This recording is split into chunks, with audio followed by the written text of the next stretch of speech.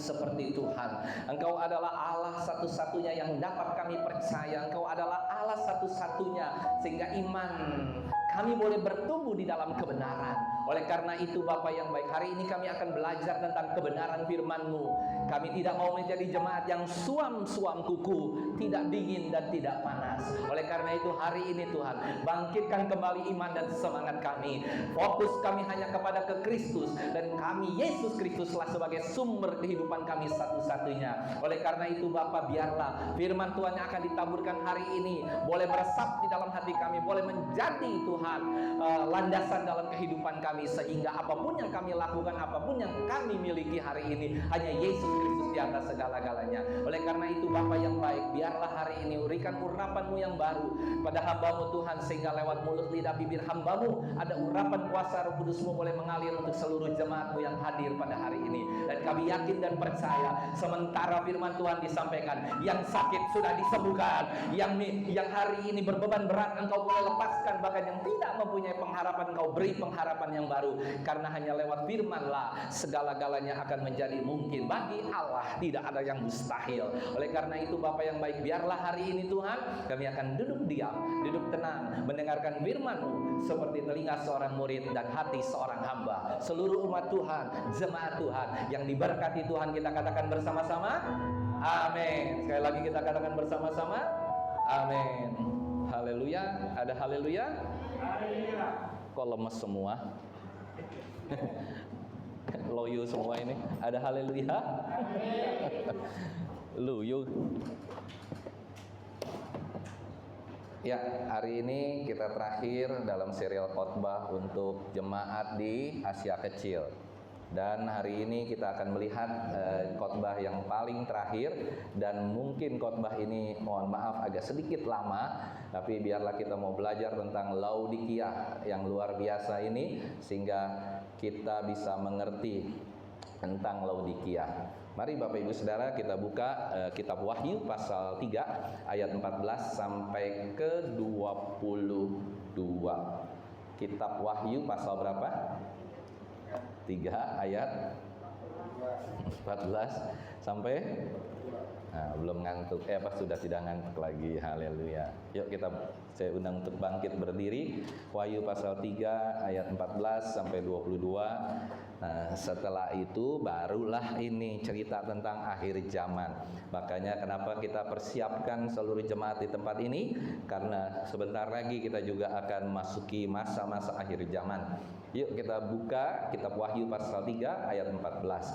Dan tuliskanlah kepada malaikat jemaat di Laodikia, inilah firman dari Amin, saksi yang setia dan benar, permulaan dari ciptaan Allah. Bapak Ibu Saudara baca ayat 15, 1, 2, 3. Aku tahu segala pekerjaanmu, engkau tidak dingin dan tidak panas. Jadi karena engkau suam-suam kuku dan tidak dingin atau panas, aku akan memuntahkan engkau dari mulutku. Ayat 17.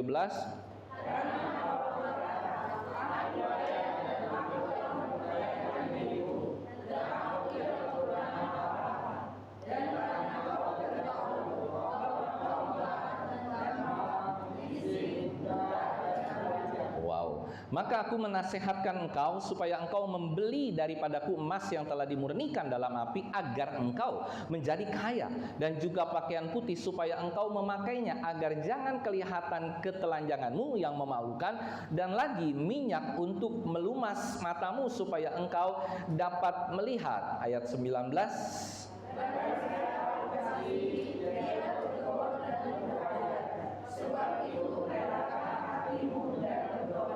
Lihat, aku berdiri di muka pintu dan mengetuk. Jikalau ada orang yang mendengar suaraku dan membukakan pintu, aku akan masuk mendapatkannya, dan aku makan bersama-sama dengan dia, dan ia bersama-sama dengan aku. Ayat 21.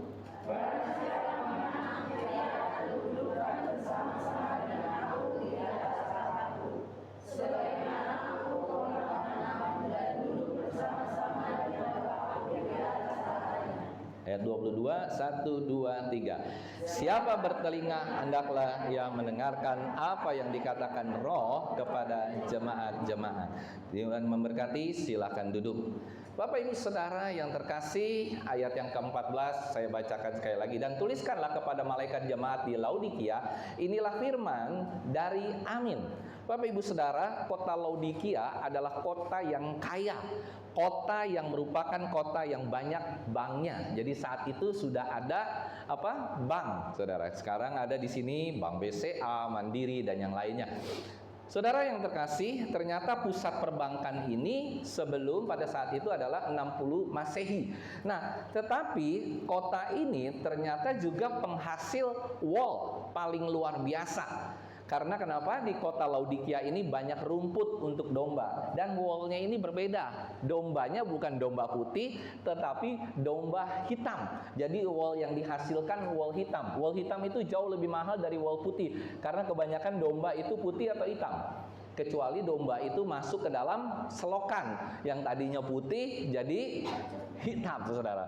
Nah, kota Laodikia ini juga terkenal dengan punya sekolah medis, atau dengan perkataan lain, sekolah kedokterannya juga luar biasa, Bapak Ibu Saudara. Mereka punya ahli-ahli pengobatan, obat-obat yang hebat. Khususnya kalau Bapak Ibu Saudara sekarang melihat ada obat tetes mata, itu asalnya dari Laodikia. Namanya apa? Salep mata. Nah, itu asalnya dari sana. Ya kan, kayak kalau sekarang namanya apa? Ada Roto, Inso, ya kan? Itu semuanya berasal dari bubuk yang dibuat dan dicampur dengan minyak di kota Prigia. Nah, Saudara, ternyata kita melihat kota ini sungguh luar biasa. Kota ini seakan-akan kota yang sangat berkelimpahan, kota yang punya penghasilan yang dahsyat, penghasilan yang luar biasa. Tetapi ternyata Tuhan tidak memuji sama sekali tentang gereja di Laodikia ini atau jemaat di Laodikia ini. Saudara yang terkasih, rupa-rupanya Laodikia ini bukan malah dipuji, malah dikatakan sungguh menyedihkan keadaan di Laodikia.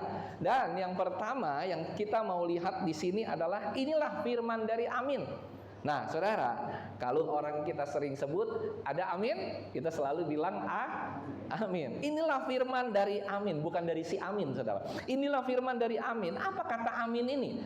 Kata amin ini adalah kata benar. Jadi kalau kita bilang begini, Bapak Ibu Saudara yang percaya katakan amin. Berarti apa, Saudara? Ya. Amin, benar. Nah, jadi ini sesuatu yang benar. Oleh karena itu hati-hati dengan kata amin, Bapak Ibu Saudara. Berhati-hati dengan kata amin. Jangan sembarangan kita mengucap kata amin. Kalau Bapak Ibu Saudara masih melakukan banyak mungkin dosa-dosa yang ada di dalam kehidupan kita, kita masih melakukan ini, masih melakukan itu, tetapi ketika kita di gereja kita bilang, "Saudara mau dipulihkan, saudara mau bertobat," terus saudara bilang apa? Amin. Apa yang terikat di surga, apa yang terikat di bumi, terikat di surga. Oleh karena itu tidak main-main dengan kata ini, Saudara. Tetapi kita melihat bahwa kata amin ini selain untuk seperti demikian, firman yang amin kurang lebih disebutkan 9 kali di kitab Wahyu ini, Saudara. Dan ini adalah gelar bagi Kristus. Kenapa gelar bagi Kristus? Kristus itu adalah satu-satunya Tuhan yang benar. Yang percaya katakan amin. Dia adalah Kristus, adalah Tuhan yang benar, satu-satunya Tuhan yang benar. Yang lain tidak ada Tuhan yang benar, yang lain tidak ada sesuatu yang benar, hanya Dia yang benar. Oleh karena itu dikatakan inilah firman dari Amin, yang apa, Saudara? Yang setia dan benar. Sekali lagi dikatakan yang setia dan benar. Itulah sebabnya ketika kita katakan amin, itu adalah untuk memuliakan Allah. Sekali lagi, coba kita tos kiri kanan, kita katakan, kita hari ini diberkati Tuhan oleh firman Tuhan. Katakan amin, tos dulu, Saudara. Supaya kita mengerti hari ini, ada firman Tuhan yang sementara disampaikan akan meresap dalam hati kita pribadi lepas pribadi. Nah, Bapak Ibu Saudara, ketika itu dikatakan juga firman dari Amin, saksi yang setia dan benar. Dia memang satu-satunya Kristus, satu-satunya saksi yang setia dan benar. Manusia bisa tidak setia. Manusia hari-harinya sering kali mengalami ketidaksetiaan. Tapi Allah yang kita sembah, Dia tidak bisa tidak setia. Dia selalu setia di dalam kehidupannya. Dan kesetiaannya itu bukan hanya setia, tetapi dikatakan benar dan amin. Itulah dari permulaan ayat ini. Dan saudara, kita lihat ayat selanjutnya atau parase berikutnya. Permulaan dari ciptaan Allah. Nah, ini hati-hati nih saudara. Banyak teolog yang mengatakan bahwa Yesus adalah ciptaan. Benar nggak Yesus adalah ciptaan? Tapi di sini dikatakan permulaan dari ciptaan Allah. Jadi ada banyak teolog, ada banyak penafsir-penafsir yang mengatakan bahwa Yesus itu pada mulanya diciptakan oleh Allah sebagai yang sulung. Nah, ini terjadi di beberapa gereja hari-hari ini. Yesus itu tidak setara dengan Allah. Yesus itu ciptaan Allah. Ya, benar atau tidak nih saudara? Yesus itu makhluk paling sulung yang diciptakan Allah. Manusia yang diciptakan Allah Adam. Tapi makhluk yang paling pertama kali diciptakan oleh Allah itu siapa? Yesus. Nah, di sini dilihat permulaan dari ciptaan Allah. Nah, ini banyak teolog yang sesat yang mengatakan seperti demikian. Tetapi yang sebenarnya kata ciptaan, permulaan dari ciptaan atau permulaan ini adalah katanya arche, saudara. Apa? Arche atau arke. Arke ini adalah in the beginning. Jadi pada permulaannya. Nah, kata arke ini juga dipakai oleh si setan. Si setan itu memakai kata arke of the hell. Jadi dia adalah dia adalah awal dan akhir daripada neraka. Jadi dia adalah identik dengan neraka. Dan dia kata arke itu adalah chief. Chief itu apa Bapak Ibu Saudara? Kepala. Chief itu adalah misalnya orang punya pasukan. Dia adalah kepala pasukan. Nah, oleh karena itu kata arke ini boleh kita melihat bahwa ternyata gelar yang diberikan permulaan dari ciptaan Allah adalah dia adalah bukan diciptakan oleh Allah. Karena Yesus tidak pernah diciptakan oleh Allah dan Allah tidak pernah diciptakan oleh Yesus. Yang percaya katakan amin. Yesus ini adalah permulaan. Yesus ini adalah arke. Dia adalah ketua. Dia adalah yang awal dan yang akhir. Dia adalah alfa dan omega. Itu yang dimaksud di sini Bapak Ibu Saudara. Permulaan dari apa saudara tadi? Ciptaan Allah. Nah, kata arke ini sangat jelas bahwa dia punya asal segala sesuatu. Nah, kalau kematian punya asalnya itu adalah dari si iblis. Tanpa kita digoda oleh setan, kita tidak akan masuk dalam kematian. Yang percaya katakan amin. Waktu pertama kali kisah Adam dan Hawa, siapa yang paling berani sebenarnya? Adam atau Hawa? Hawa. Laki-laki nggak berani berbicara sama iblis. Ada haleluya. Tapi wanita berani berbicara sama Horas wanita. Luar biasa nih wanita. Bahkan wanita itu saudara, udah hari dulu sudah luar biasa. Kenapa? Dia tidak takut manjat pohon untuk mengambil buah yang dibilang nggak boleh. Dia manjat pohon saudara. Karena di zaman saat itu nggak ada pohon yang pendek-pendek saudara, pasti tinggi-tinggi. Jadi kalau hari-hari ini ada perempuan lebih canggih manjat pohon daripada pria, itu sudah biasa. Ada haleluya. Dan satu-satunya makhluk yang luar biasa tetap wanita. Kenapa saya katakan wanita? Dia bisa ngobrol sama iblis, diskusi sama iblis. Ada amin saudara? Diskusi sama si iblis. Dia apa bilang? Iblis gitu kan. Hello, begini. Dia diskusi. Adam berani nggak? Ada. Adam ngumpet di belakang. Makanya jangan main-main sama wanita. Wanita itu serba susah, saudara. Kita bilang begini salah, kita bilang begitu salah, kita bilang ini salah. Karena sudah dari awalnya iblis aja dia tidak takut. Halo? Apalagi suami Iblis saja dia nggak takut, saudara, apalagi suami yang sama-sama manusia. Iblis saja dia tidak takut. Yuk kita lanjut ke arke ini. Nah, awal mula penciptaan ini, Bapak Ibu Saudara, segala sesuatu dari Dia, untuk Dia. Oleh karena itu Yesus itu dikatakan sebagai arke, yaitu Dia yang utama, Dia yang pertama, tidak ada sebelum Dia, dan Dia adalah kepala, chief dari semua penciptaan. Jadi jangan pernah mau dibohongin sama saksi Yehova, sama ajaran-ajaran yang hari-hari ini. Mungkin juga ada salah satu di mana tuh, di Rehoboth dan yang lain gitu kan, bahwa Yesus itu tidak setara dengan Allah. Yesus itu downgrade. Yesus itu di bawahnya Allah. Yesus itu hanya utusan Allah. No, Yesus itu adalah Allah. Kenapa, saudara? Dari kata-kata ini saja sudah kelihatan bahwa arke itu adalah Dia ketua, Dia kepala, Dialah yang menunjuk. Jadi bukannya Allah. Jadi di sini bukan salah, tapi kurang tepat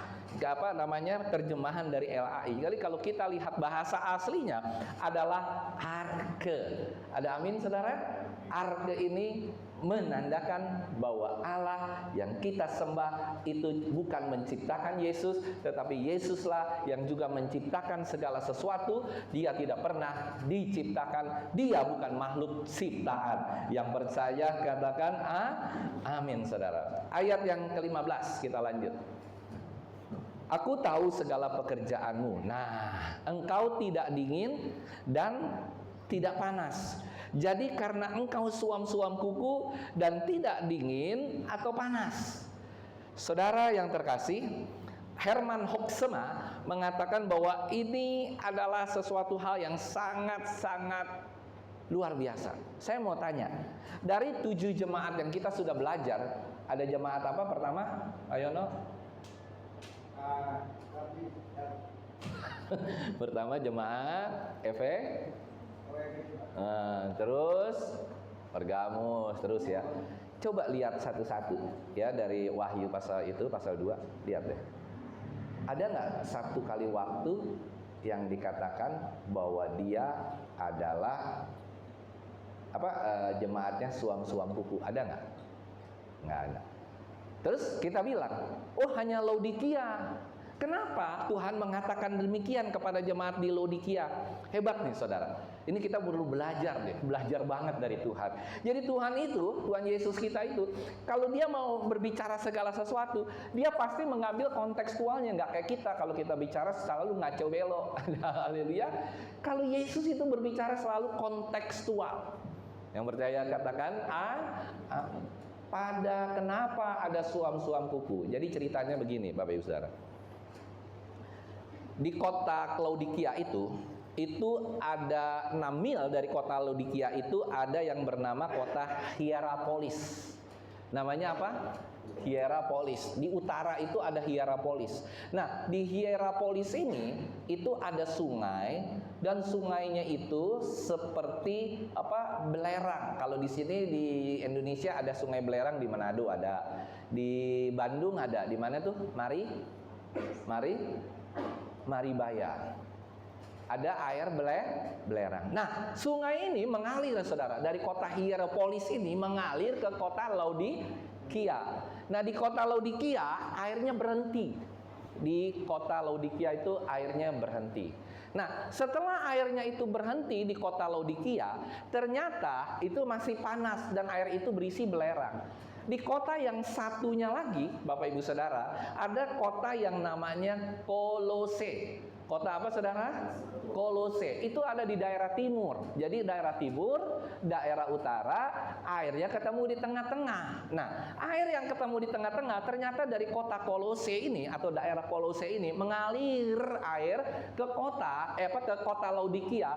Terbentuklah satu sungai. Jadi pertemuan di sungai itu atau di area situ, saudara, di sungai situ ketemu antara Hierapolis dengan tadi Kolose. Jadi pertemuan antara air panas dengan air dingin. Nah, ketika bertemu air panas dengan air dingin, yang terjadi apa, Bapak Ibu Saudara? Coba kalau kita punya air panas gitu, terus kita tambahin es, yang terjadi jadi airnya apa? Hangat. Makanya Makanya Tuhan itu luar biasa. Dia tidak pernah asal ngomong, saudara. Dia ngomong supaya jemaat itu mengerti. Oh, ini yang dinamakan suam-suam kuku. Jadi ngerti ya. Nah, ketika orang meminum air dari dari Hierapolis dan dari dari Kolose yang begitu dingin, itu kalau ada jemaat atau rakyat meminum air itu muntah. Makanya Tuhan bilang, kalau itu seperti jangan suam-suam kuku, aku akan memuntahkan engkau. Jadi analoginya masuk dalam kita semua nih. Oh, ternyata Tuhan berbicara kepada jemaat di Laodikia itu seperti itu, dari Hierapolis, satu lagi dari Kolose, sehingga ketika airnya diminum muntah harus diolah dulu. Oh, ternyata ini kota ini, Laodikia ini suam-suam kuku. Nah, apa yang membuat kontrasnya? Dia ini menjadi gereja yang suam-suam kuku, menjadi gereja yang kelihatannya tidak dingin dan tidak panas. Saudara, saya mau tanya, kita lebih baik panas atau dingin? Yang benar, lebih baik panas atau dingin? Orang bilang lebih baik panas, Pak. Lebih baik dingin, Pak. Oke, lebih baik panas. Berarti kalau panas itu kita panas terus. Saudara tahu mesin mobil, kecuali mobil listrik ya. Mobil listrik mungkin mesinnya nggak panas ya, Pak ya. Saya belum tahu tuh. Mesinnya panas nggak, Pak? Nggak ya. Kalau bensin, mesinnya saudara pegang kira-kira berani nggak Deborah pegang mesin mobil? Bisa melepuh kecuali punya ilmu kan. Kalau permisalan kita panas, itu seharusnya panas terus, saudara. Jadi nggak pernah dingin, nggak pernah panas. Kalau mau dingin, ya dingin sekalian. Maksudnya Tuhan tuh begini. Kalau kita menjadi orang Kristen, ya udah sekalian panas. Jangan entar panas, entar dingin, entar panas, entar dingin, setengah panas, setengah dingin, kayak orang sakit malaria. Atau satu lagi yang sakitnya apa, saudara? Demam berdarah, panas dingin, panas dingin, panas dingin. Nah, kalau mau dingin, dingin sekalian. Makanya ini yang saya mau katakan, ini paling mengerikan. Orang yang, jadi gini, kalau orang yang panas sekalian, dia sama Tuhan oke, langsung wah ini selalu on fire, berapi-api luar biasa. Yang dingin juga Tuhan juga masih bisa kasih kesempatan untuk bertobat, saudara. Maksudnya dingin itu dia sama sekali nggak kenal Tuhan, dia sama sekali nggak kenal kebenaran, dia itu ateis atau nggak kenal Tuhan. Ini lebih gampang untuk ditobatkan. Nah, yang tengah-tengah ini nggak panas, nggak dingin, saudara. Ini paling susah bertobat. Yang percaya katakan amin. Saya udah sering katakan di mimbar hari ini, sering sekali saya katakan. Kita udah berapa puluh tahun jadi orang Kristen, kita sudah berapa puluh tahun kita lolos jadi orang Kristen, kita menyembah Yesus Kristus, tetapi kelakuan kita itu tidak panas dan tidak dingin, saudara. Ya, setengah-setengah. Jadi Tuhan bilang lebih baik engkau tidak kenal kebenaran. Tuhan katakan lebih baik engkau tidak kenal kebenaran sama sekali, lebih baik engkau ateis sama sekali, dibandingkan engkau kenal Tuhan tapi engkau terhanyut dengan kegiatan agamawi, saudara. Kegiatan-kegiatan hari-hari rutin agamawi, engkau tidak on fire lagi sama Tuhan. Dan itu Tuhan akan muntahkan kita, saudara. Enggak main-main, Tuhan akan muntahkan kita. Saudara masih ingat satu kisah yang luar biasa? Saya sempat kaget-kaget melihat kisah ini kembali. Coba kita buka Kisah Para Rasul 19 ayat 14 sampai 15. Ngeri lu ini, saudara. Nih lihat nih, satu kisah. Iblis aja mengatakan begini sama kita.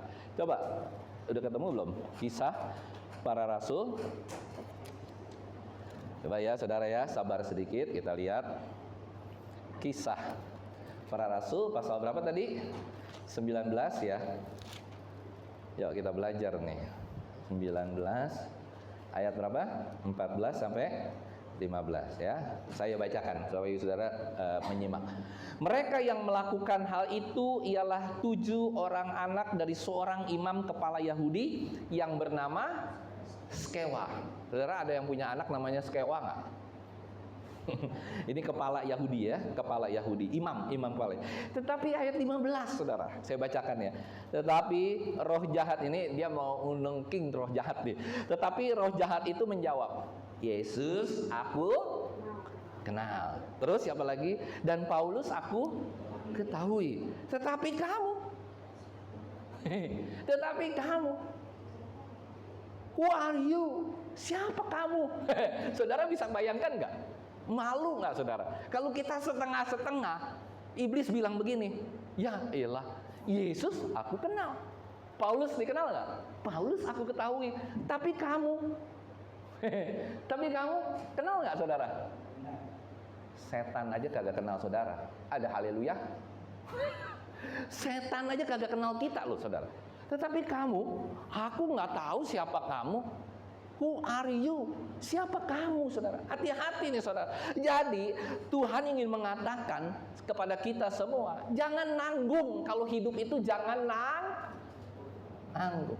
Apapun dalam kehidupan ini jangan nanggung-nanggung. Yang percaya katakan amin. Jangan nanggung saudara. Nanggung-nanggung itu bisa kita setengah-setengah. Laki kagak, perempuan kita kagak. Yang ujung-ujungnya kita jadi banci saudara. Laki kagak, perempuan kagak. Ya kan kita jadi setengah-setengah, nanggung. Dikenal setan kagak, dikenal Tuhan kagak saudara. Ngeri nggak? Setan kagak kenal, Tuhan kagak kenal kita. Karena kenapa? Tuhan muntahin, setan juga nggak kenal kita. Mengerikan saudara. Ini adalah satu keadaan yang sangat krusial. Di mana? Di kota Laodikia. Kenapa saudara? Karena kota ini kota yang kaya raya. Kota yang apa saudara? Sangat kaya. Kenapa? Dia punya bank, dia punya penghasil wol hitam paling luar biasa. Dia penghasil alat-alat medis.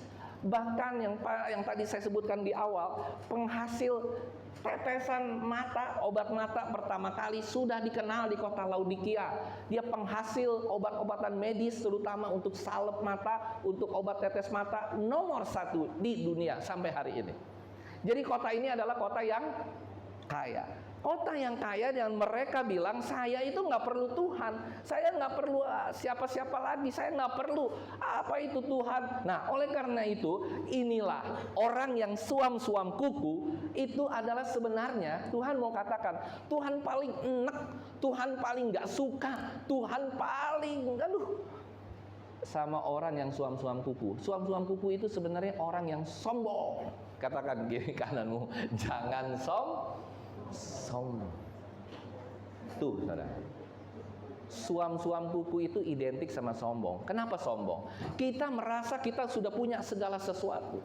Saya sering analogikan seperti ini kan. Coba kalau suatu saat ya, yang saya bilang, cobalah kalau suatu saat Ibu Deborah punya mobil 10, punya bus 10, punya Metro Mini, sekarang udah nggak ada Metro Mini ya, punya angkutan 10, punya kos-kosan, ya kan, raja kos-kosan, ada 40, ada 50, ada 100, ada 200, ya kan, seperti ada di Tanah Merah punya kos-kosan 200, 300, 400. Saya mau tanya sama kita semua, kira-kira saudara berubah nggak kelakuannya? Inilah kota Laodikia. Semua jemaatnya sombong. Kalau cuma ada 1 dari 1 juta orang sombong, Tuhan nggak akan ngomong begini. Tapi kalau udah rata-rata itu sombong, seperti kota Sodom dan Gomora dihancurkan, seperti waktu zaman Nuh dihancurkan lewat air bah, itu sudah sombongnya, sudah keterlaluan. Kalau Tuhan sudah ngomong jangan suam-suam kuku, berarti jemaat ini jemaat yang sombong. Jangan sampai hartamu, karena hartamu nggak ada nilainya apa-apa. Nanti kita lihat, Tuhan katakan, walaupun kau kaya, di mata Tuhan kau miskin. Walaupun kau hebat, di mata Tuhan kau sakit. Walaupun engkau punya baju yang luar biasa, di mata Tuhan engkau telanjang. Ngeri ya, Tuhan bilang begitu loh saudara, nggak main-main ini.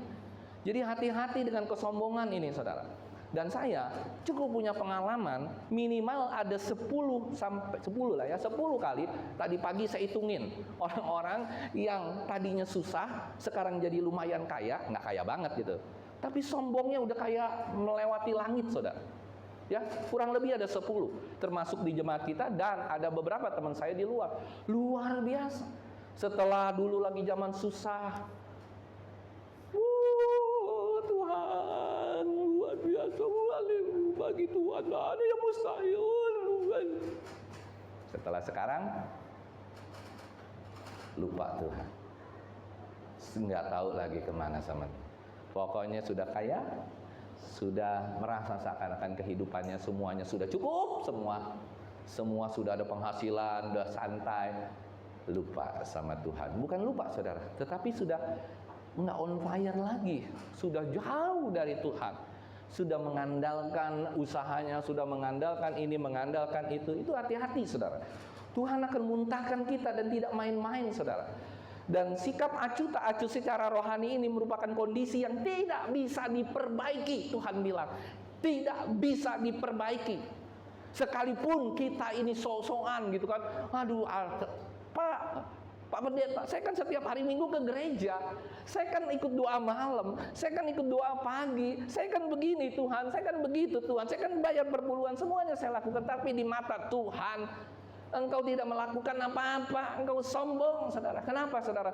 Karena di dalam hati kita nggak lagi punya iman yang luar biasa, yang apa-apa sama Tuhan. Coba kalau saudara lihat di saya punya WA, saudara baca. Saya kasih satu statement yang menurut saya harus saya ingat setiap hari. Jangan pernah menyebut nama Tuhan kalau dia tidak ada di dalam hatimu. Ada amin saudara? Jangan menyebut nama Tuhan. Jangan sok-sokan Tuhan satu-satunya yang kuandalkan. Jangan pernah menyebut nama Tuhan jika dia tidak ada di dalam hatimu. Itu sama saja engkau suam-suam kuku, engkau sombong secara jasmani, engkau sombong secara rohani. Inilah yang membuat orang mengindikasikan bahwa orang-orang ini tidak dapat diselamatkan dan belum diselamatkan. Bahkan Matthew Pole itu mengatakan, menambahkan ada alasan bahwa lebih baik tidak mengenal kebenaran sama sekali daripada kita mengenal kebenaran tetapi kita hidup menentang kebenaran tersebut. Ada amin saudara? Jadi lebih baik kita nggak usah kenal tentang kebenaran, lebih baik kita nggak usah kenal tentang Alkitab daripada kita kenal tapi kita hidupnya menentang tentang kebenaran setiap hari. Ini keras. Jadi apa yang saya mau katakan, api kita harus menyala terus-menerus. Coba kita buka dua ayat ini yang membuat kita tercengang-cengang dan berhati-hati mulai hari ini. Coba kita buka yuk, 2 Petrus pasal 2 ayat 20 sampai 22, dan nanti kita buka lagi Ibrani 10 ayat 26 dan 27. Ini membuat kita ternganga-nganga. Coba kita buka dulu yuk, 2 Petrus pasal 2 ayat 20 sampai 22. Kalau ada yang hari ini minat membacakan dengan sok kenceng-kencengnya, luar biasa. 2 Petrus pasal 2 ayat 20 sampai 22. Yang sudah ketemu katakan amin. Demikian firman Tuhan. Amin. Sebab tidak mereka oleh pengenalan mereka akan Tuhan dan Selamat kita Yesus Kristus telah melepaskan diri dari kecemaran-kecemaran dunia, tetapi terlibat lagi di dalamnya, maka akhirnya keadaan mereka lebih buruk daripada itu. Iya, ayat 21.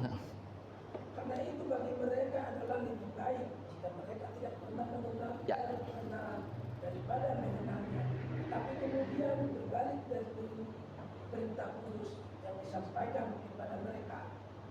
Ayat 22 Pak, terakhir. Bagi mereka cocok apa yang dikatakan peribahasa yang benar ini. Anjing kembali lagi ke hutannya, dan babi yang mandi kembali lagi ke genggamannya. Amin. Itu firman Tuhan, bukan Kurniawan yang katakan. Jadi kalau kita udah kenal kebenaran, jangan main-main saudara. Jangan main-main. Dan ada satu ayat lagi yang membuat saudara harusnya hari ini bertobat. Harusnya, tapi saya nggak tahu kalau masih nggak bertobat juga, saya kagak tahu. Ibrani pasal 10 ayat 26 dan 27 ya. Ini kalau ada lagi yang membacakan seperti tadi Pak Lomson ini luar biasa. Yang sekencang-kencangnya ini dibacakan supaya kita terngiang-ngiang setiap hari dengan firman ini. Hati-hati nih saudara. Widih, ngeri sekali. Saya sampai merinding dengar ini. Ibrani 10 ayat 26. Siapa yang mau bacakan? Adakah yang berniat bacakan dengan kencang? Ada? Kalau nggak ada nanti saya bacakan ya. Ibrani pasal 10 ayat 26. Sebab jika kita sengaja berbuat dosa sesudah memperoleh nih saudara, kita sudah dengar firman setiap hari, setiap minggu, setelah kita memperoleh pengetahuan tentang kebenaran, maka tidak ada lagi korban untuk menghapus dosa itu. Gak ada lagi saudara. Dan ayat 27 dijelaskan sejelas-jelasnya. Tetapi yang ada ialah kematian yang mengerikan akan penghakiman dan api yang dahsyat yang akan menghanguskan semua orang durhaka. Jadi kalau kita udah tahu kebenaran tapi kita masih main-main sama dosa, main lagi sama dosa, judi lagi, narkoba lagi, saudara, ini itu, waduh, nggak ada lagi, saudara, nggak ada lagi. Sekalipun Kristus tidak akan menghapus dosa kau. Karena kita sudah mengerti tentang kebenaran. Tuhan bilang engkau sudah mengerti tentang kebenaran, nggak boleh lagi maju mundur, strict, saudara. Jadi artinya apa? Tuhan itu paling tidak suka melihat orang yang sombong, suam-suam kuku. Karena aku akan memuntahkan engkau dari mulutku. Tidak ada segala sesuatu yang lebih menjijikkan bagi Tuhan selain suam-suam kuku, kesombongan rohani, kesombongan jasmani. Dan inilah orang-orang yang keras kepala, yang tidak bisa dirubah seumur hidupnya. Ngeri ya. Saya waktu baca ini, waduh, saya introspeksi, waduh, ngeri nih, jangan-jangan saya nih suam-suam kuku nih, panas kagak, dingin kagak. Dan jangan-jangan gereja kita nih. Saya sering bayangkan begini, saudara. Waduh, gereja kita nih ya, setiap hari kita ngajar tentang kebenaran, setiap minggu kebenaran. Terus kita merasa, nih kita udah naik bis yang benar untuk masuk ke dalam surga. Tetapi Tuhan bilang, aduh, aku muntahkan engkau. Jangan-jangan kita lagi seakan-akan kita berada di surga, tapi nggak tahu pintu yang terbuka bagi gereja GBI Aberta adalah pintu neraka. Waduh, mengerikan sekali Bapak Ibu Saudara. Jadi inilah, dan apalagi yang bikin orang menjadi suam-suam kuku. Orang yang suam-suam kuku itu tidak lagi mau mengenal Kristus. Hidupnya tidak lagi mau memfokuskan dirinya kepada Tuhan dan sadar akan dosanya. Itu suam-suam kuku. Suam-suam kuku bukan hanya malas berdoa, bukan hanya malas baca firman Tuhan. Itu udah pasti suam-suam kuku. Itu berarti suam-suam kuku beruang. Ada haleluya. Suam-suam kuku macan, suam-suam kuku. Tapi suam-suam kuku yang begini yang paling berbahaya, saudara. Sehingga kita merasa seakan-akan kita ini hancur sehancur-hancurnya di mata Tuhan. Dan ketika Tuhan melihat kita seakan-akan kita bilang kita berpakaian putih, ya kan? Tapi Tuhan lihat kita bukan berpakaian putih dan bukan berpakaian hitam. Tuhan lihat kita putih kagak, hitam kagak, tapi kita abu-abu, saudara. Dari mata Tuhan kita abu-abu. Oleh karena itu Tuhan bilang, aduh, ini muntahkan saja, nggak pantas, nggak layak orang-orang ini ada tertinggal di dalam kerajaan surga. Oleh karena itu gereja yang paling penting adalah mengabarkan. Yang paling mengerikan adalah gereja di Laodikia hari itu yang membuat gereja itu hancur. Dan kalau saudara mau lihat kehancuran Laodikia, nanti kalau punya rezeki, kalau punya berkat, sekali-sekali pergi ke Turki. Ada amin, saudara? Saudara lihat gereja Laodikia, tinggal bongkahan-bongkahan batu. Udah nggak ada lagi bentuk gereja, hancur, saudara. Karena Tuhan bilang apa? Dia mau muntahkan. Hari ini gereja itu sudah hancur. Hari ini gereja itu sudah tidak ada lagi bentuknya, saudara. Mengerikan. Karena kenapa? Ini mungkin memang peringatan besar ya buat gereja di sana. Kenapa, saudara? Karena mungkin saja bukan hanya kesalahan dari jemaat, tetapi saya juga berpikir kemarin minta pimpinan Tuhan, ini salahnya dari mana Tuhan? Ternyata Tuhan memberikan satu hikmat. Mungkin saja yang salah itu adalah ketua atau gembala saat itu yang memproklamirkan tentang kebenaran di sana. Dia bilang, ya udah, nggak apa-apa, tolerir, salah sedikit, ini nggak apa-apa, nikah nggak apa-apa, ini nggak apa-apa, nikah nggak benar, nggak apa-apa. No. Kemarin dulu, saya nggak perlu sebut namanya, saya kunjungin orang sakit di salah satu ini ya, rumah sakit yang cukup terkenal di Jakarta. Dia mempunyai persoalan ya, meninggalkan istri yang lama, ingin nikah dengan istri yang baru. Istrinya belum mati, masih hidup, segala macam. Saya bilang, no way. Kalau ada pendeta yang berani menikahkan orang tersebut, silahkan. Itu dia tidak akan pernah, bukan saya menyumpahin, tapi orang itu tidak akan pernah hidupnya damai sejahtera. Kenapa, saudara? Karena dia tetap bercinah terus-menerus terhadap orang tersebut. Kenapa? Karena sekalipun istrinya sudah hilang kemana segala macam, dia tidak boleh menikah lagi. Dia mesti cari istrinya, dia mesti ngomong baik-baik, kecuali istrinya meninggal atau dibunuh sama dia. Itu mungkin dia baru boleh menikah lagi. Tetapi ketika tidak, ya tidak di atas kebenaran. Jadi tidak berani main-main, tidak berani menikahkan orang dengan sembarangan, seenak udelnya dewe. Oleh karena itu Bapak Ibu Saudara, hati-hati. terhadap satu kebenaran, terhadap satu yang tidak bisa Tuhan tolerir sama sekali. Itulah kebenaran. Buat Tuhan, kebenaran tetap kebenaran. Tidak ada yang salah tetap salah, yang benar tetap benar. Tidak ada urusan adat menjadi benar, urusan ini menjadi benar, urusan ini menjadi salah. Karena begini salah, begini benar. Tidak. Yang benar tetap benar, yang salah tetap salah. Yuk kita lanjutkan pasal yang ke-17, Wahyu pasal 3 yang tadi, kita balik lagi. Pasal yang ke-17, ya kan? Karena engkau berkata, aku kaya dan aku telah memperkayakan diriku dan aku tidak kekurangan apa-apa. Tuh, lihat saudara. Hebat kan? Yang tadi kita sudah sebutkan. Dan karena engkau tidak tahu bahwa engkau melarat dan malang, miskin, buta dan telanjang. Tuhan tuh keselnya minta ampun, saudara. Dia sampai bilang begini, engkau tuh nggak tahu. Ya, kita nih kalau sudah kaya, kalau sudah hebat dan kita sudah rajin ke gereja, kita merasa segala sesuatu sudah ada di dalam kehidupan kita, tapi Tuhan katakan dengan sangat jelas, engkau tidak tahu. Apa saudara? Engkau tidak? Ngeri ya. Kita nggak tahu loh. Sementara kita berjalan terus dalam dosa, sementara kita berjalan terus dalam kebinasaan, kita nggak pernah tahu. Tuhan bilang engkau tidak tahu. Jemaat Laodikia, engkau tidak tahu. Kelihatannya engkau kaya, tapi dikatakan sama apa? Tuhan, engkau melarat, engkau malang, engkau miskin, engkau buta, engkau telanjang. Ini adalah sindiran keras buat jemaat di Laodikia. Kenapa saudara? Engkau melarat, padahal mereka kaya nggak saudara? Kaya, tapi dikatakan susah. Engkau malang, engkau hidupnya susah, padahal di sana ada kedokteran, ada yang lain-lain, sehingga apapun bisa diobatin. Tidak ada sakit penyakit yang mungkin tidak bisa diobati.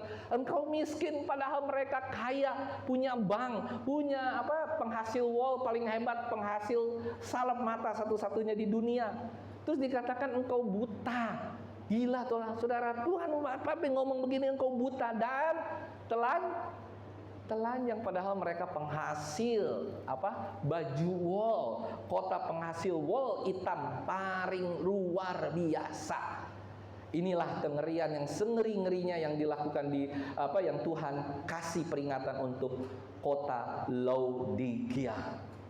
Dia bilang, aku tidak kekurangan apa-apa. Jadi orang-orang di Laodikia mengatakan, aku tidak kekurangan apa-apa. Saudara yang terkasih, saya mau katakan hari ini, uang bisa membeli segala sesuatu. Uang bisa membeli ranjang, uang bisa membeli kamar dengan luar biasa, tapi dia tidak bisa membeli tidurmu. Buku-buku, semua engkau bisa beli, tapi engkau nggak bisa beli otakmu. Makanan, kau bisa beli makanan, seluruh makanan, tapi engkau nggak pernah bisa beli makan nafsu makan yang luar biasa. Pakaian bagus, engkau bisa beli semua pakaian bagus, tetapi kalau engkau jelek, tetap aja engkau jelek, saudara. Nggak bisa membeli pakaian itu, nggak bisa membeli kecantikan kita, nggak bisa, saudara. Semua rumah tangga yang damai itu tidak bisa dibeli, saudara. Obat nggak bisa membeli kesehatan. Semua barang-barang lux tidak bisa membeli kemewahan, kebahagiaan, tetapi dia hanya bisa membeli kemewahan belaka. Saudara, agama nggak bisa saudara beli. Saudara bisa beli agama, ya, tapi tidak tentang keselamatan. Sekali lagi yang terakhir, paspor. Saya mau tanya, kita kalau punya paspor, kita bisa keliling dunia nggak, saudara? Halo? Kita punya paspor, kita bisa ke Amerika, kita bisa ke Eropa, bisa ke Asia, bisa kemana-mana. Ya apa ya? Tapi pasportmu tidak bisa engkau gunakan ke surga. Paspor dalam ke surga itu hanya satu, keselamatan, kehidupan yang kekal. Dan KTP-mu hanya satu-satunya berlaku di surga ketika engkau bertobat sama Tuhan. Bukan main-main sama Tuhan. Ada haleluya. Ya kan? Nah, yang terakhir dia katakan apa, saudara? Bukan terakhir, ya, katakan apa lagi di bawahnya lagi? Ngeri ya, saudara. Yuk kita baca ayat ke-18. Maka aku menasehatkan engkau supaya engkau apa, saudara? Membeli daripadaku emas yang telah dimurnikan dalam api, agar engkau menjadi kaya, maksudnya kaya secara rohani, dan juga pakaian putih supaya engkau memakainya, supaya dia kelihatan memakai jubah kesucian. Terus habis itu agar jangan kelihatan ketelanjanganmu yang memalukan, dan lagi minyak untuk melumas matamu supaya engkau dapat melihat kebenaran. Tapi yang jadi masalah ini adalah kata membeli. Di sini katanya sebenarnya yang cocok bukan membeli, saudara. Kalau membeli berarti emas yang dimurnikan bisa dibeli. Emas itu berbicara tentang kekayaan. Emas itu berbicara tentang orang kaya. Kita bisa beli emas. Emasnya apa? Yang dimurnikan. Artinya kita bisa beli keselamatan. Tapi maksudnya bukan membeli keselamatan, tetapi kita bayar harga untuk sebuah keselamatan. Tidak ada cara lain. Kita harus bayar harga. Kita harus rajin berdoa. Kita harus rajin baca firman. Apalagi saudara, kita harus bersekutu dengan Tuhan dengan luar biasa dan sungguh-sungguh. Kita wajib benar-benar serius sama Tuhan. Segala tingkah laku kita yang ada di dalam dunia ini juga kita serius sama Tuhan. Jadi yang Tuhan katakan bukan membeli keselamatan, tetapi kita membayar harga yang mahal untuk sebuah keselamatan. Yang percaya katakan amin. Saudara, kira-kira saudara kalau sekarang mungkin belum ya, masih pada segar-segar. Nanti waktu saat-saat saudara sudah mau pulang ke rumah Bapa di surga, terbaring di tempat tidur, mungkin saudara nggak sakit, tapi mungkin sudah saat-saat akhir seperti Musa, seperti yang lain, saudara. Apalagi yang saudara bisa pikirkan pada saat-saat terakhir? Apa yang saudara pikirkan? Sebelum terlambat, sebelum saudara mati, saudara pikirin dulu hari ini. Oh, ini nanti kalau saya mati seperti ini. Apa yang saudara pikirkan? Saudara akan bilang ini, aduh, saya sudah melakukan segala sesuatu yang terbaik bagi Tuhan. Saya sudah ini, saya sudah itu, saya sudah ini, saya sudah itu. Tapi Tuhan bilang begini, saudara. Sekalipun engkau melimpah-limpah dalam berkat-Mu, engkau melimpah-limpah dalam segala hal, engkau sudah melayani Tuhan. Tapi engkau tidak ada dalam kamus kehidupan, engkau tidak tercatat, namamu tidak tercatat. Dan saat-saat terakhir itu engkau dimuntahkan. Tuhan bilang, aku tidak pernah mengenal engkau sekalipun engkau membuat mujizat, engkau membuat kesembuhan, engkau melayani orang, tapi aku tidak mengenal engkau, saudara.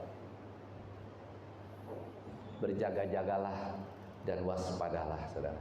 Karena hidup itu tidak tergantung pada kekayaan kita. Hidup itu tergantung pada Allah. Dan hati-hati dengan murka Allah pada saat-saat terakhir. Jangan sampai kita dikatakan buta, jangan sampai kita dikatakan telanjang, jangan sampai kita dikatakan apa, saudara? Manusia yang jauh dari Tuhan.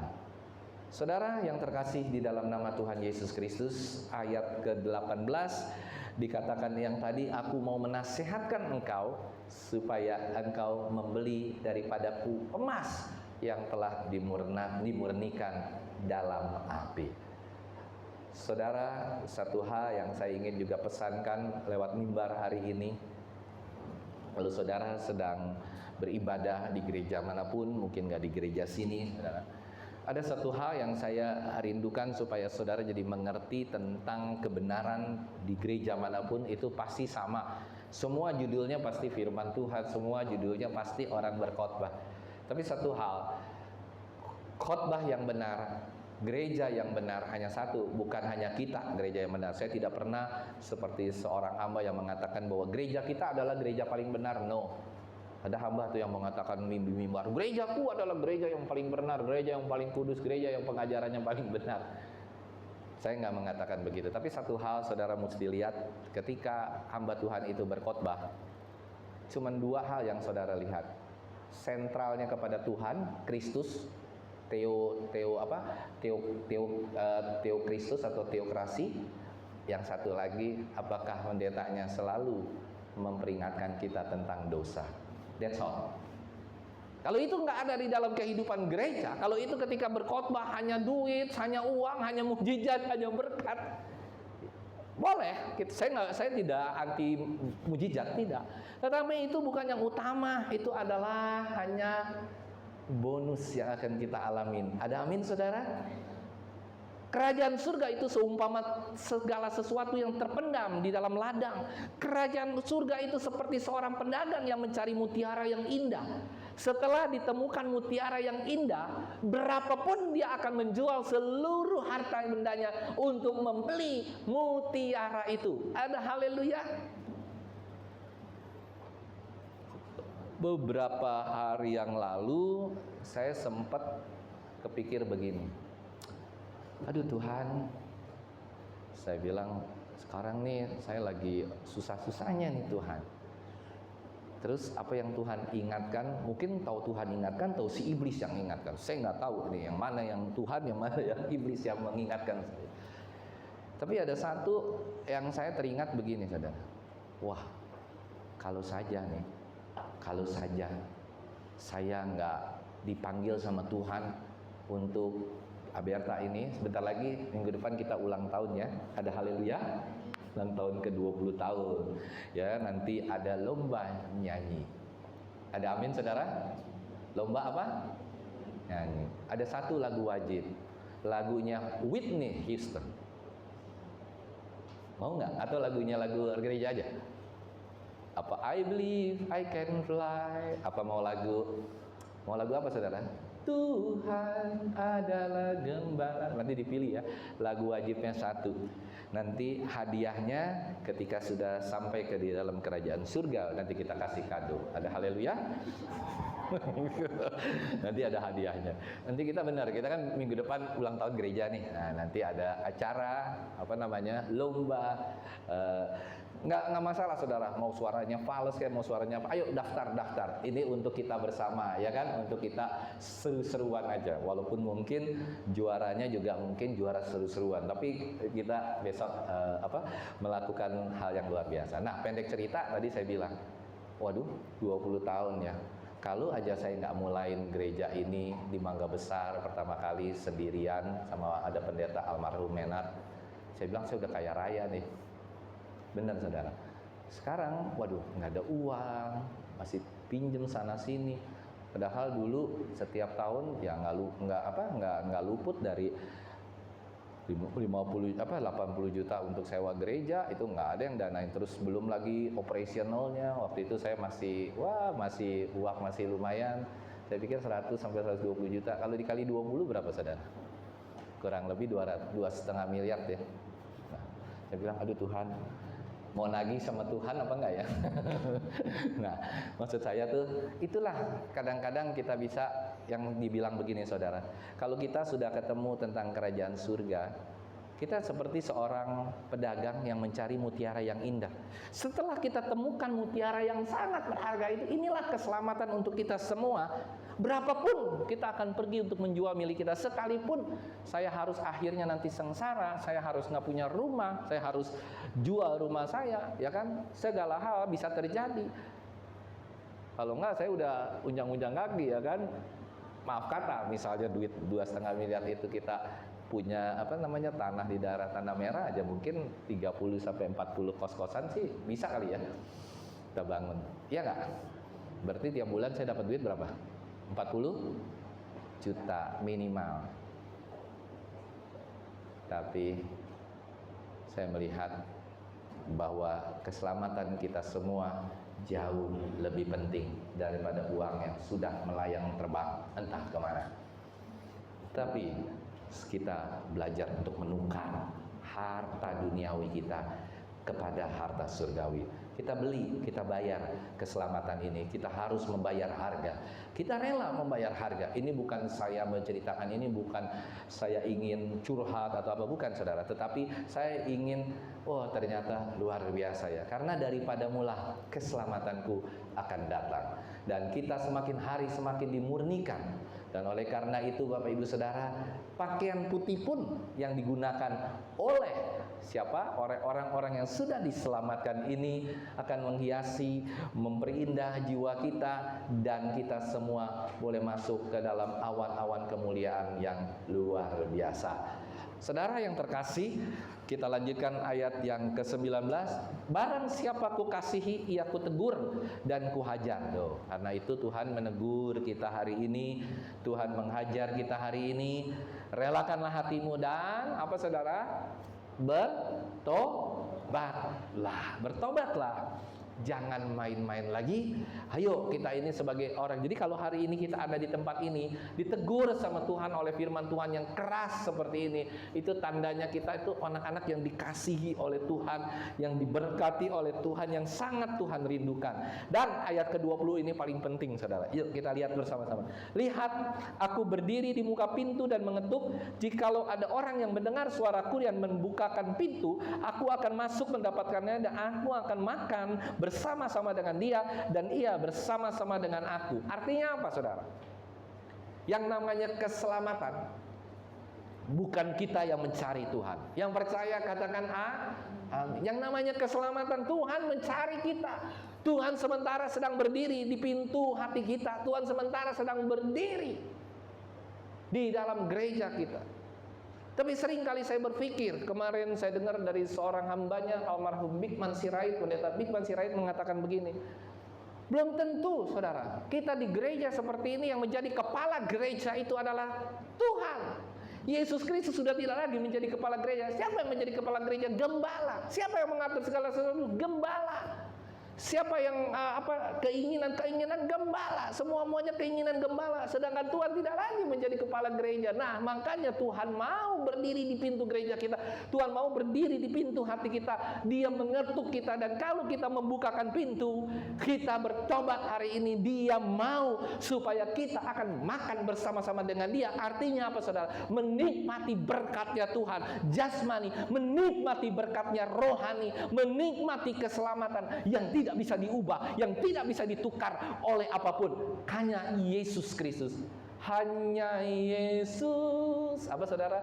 Hanya Yesus. Hanya Yesus.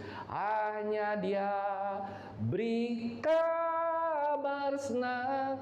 Dia hiburkan hati yang susah.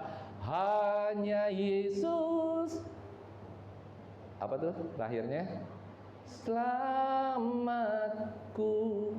Saudara, hari ini kita belajar tentang satu kebenaran bahwa tidak ada jalan lain. Tidak ada jalan lain menuju ke surga. Hanya Kristuslah yang menuju, kita bisa menuju dalam kerajaan surga. Hanya Yesus, hanya Yesus, hanya Yesus. Buka hatimu, katakan sama Tuhan, Tuhan, hari ini aku benar-benar serius mau kembali ke dalam jalan Tuhan, mau serius bersama dengan Tuhan, supaya aku nggak dimuntahkan Tuhan, supaya percuma Tuhan aku puluhan tahun mengenal Engkau dari TK, SD, SMP, SMA, sampai hari ini saudara sudah jadi profesor, sudah jadi doktor Kristen. Tapi pada di ujung akhir kehidupannya, ketika kita dibilang maaf, aku tidak mengenal Engkau, saudara bisa bayangkan nggak? Kalau Deborah nih lah lagi kuliah di UT, Davinka juga lagi kuliah di UT. Saya udah lihat namanya tuh karena saya sering ke UT. Saya lihat Deborah, wah nilainya lumayan bagus sih ya. Puji Tuhan ya kan. Terus kalau saya bilang sama Prof Hanif, nih saya punya orang nih jemaatnya nih yang sering saya doain jadi nilainya bagus terus. Karena kan kita lagi bikin sistem kan di UT gitu ya, lagi bikin proctoring AI. Nanti Deborah juga kalau ujian udah bisa dari toilet juga sudah, Deborah udah bisa ujian. Kalau sekarang kan masih belum, masih semi proctoring. Nah, saya mau katakan, coba saudara pikirkan baik-baik sebelum saya mengakhiri firman Tuhan hari ini. Saudara sudah setiap hari sekolah dari TK, SD, SMP, SMA, lulus SMA, kuliah, S1, mungkin ada S2. Tapi ketika pada ujung saudara mau lulus, dosen dan institusi perguruan tingginya bilang begini, saya tidak mengenal engkau. Marvel yang mau ujian skripsi, terus dia bilang, sorry, nama Marvel tidak tercatat. Bagaimana? Kuliah sudah tahunan, SD, SMP, SMA, gimana? Menurut Bapak Ibu Saudara gimana? Lebih baik kita nggak usah sekolah, lebih baik saudara nggak usah ke gereja. Benar, Saya udah bilang dari dulu ya kan, khotbah-khotbah saya 10 tahun yang lalu, 8 tahun yang lalu, kita nggak usah lah jadi orang Kristen. Ngapain? Kalau saudara capek-capek setiap minggu jadi orang Kristen, balik lagi. Ya memang Tuhan akan memberikan pengampunan, ya. Tapi saudara ketika sudah diperingati yang sekeras-kerasnya, berarti itu tandanya kita harus serius sama Tuhan. Ayo kita memang benar-benar serius sama Tuhan, bersemangat mencari Tuhan. Ada haleluya saudara. Jangan sampai saudara punya hasil setiap minggu jalan jauh-jauh ke gereja, beribadah, duduk di bangku gereja, akhirnya saudara nggak diselamatkan. Sungguh menyedihkan. Oleh karena itu ayat yang terakhir dikatakan siapa? Barang siapa menang, ia akan kududukan bersama-sama dengan aku di takhta, di atas tahtaku, sebagaimana aku pun telah menang dan duduk bersama-sama dengan Bapakku di atas tahtanya. Karena Tuhan menginginkan kita itu menjadi seorang pemenang, karena dia pemenang. Dia sudah menang atas dosa, dia sudah menang atas maut, dia duduk di atas di telapak kanan Allah Bapa. Dan yang terakhir saudara, siapa yang bertelinga hendaklah ia mendengarkan apa yang dikatakan Roh kepada jemaat-jemaat. Saudara punya telinga, bukan hanya telinga ini, tapi telinga rohani. Ayo saudara, kalau kita masih punya telinga, hendaklah kita mendengarkan apa yang dikatakan Roh kepada jemaat-jemaat. Ada haleluya saudara.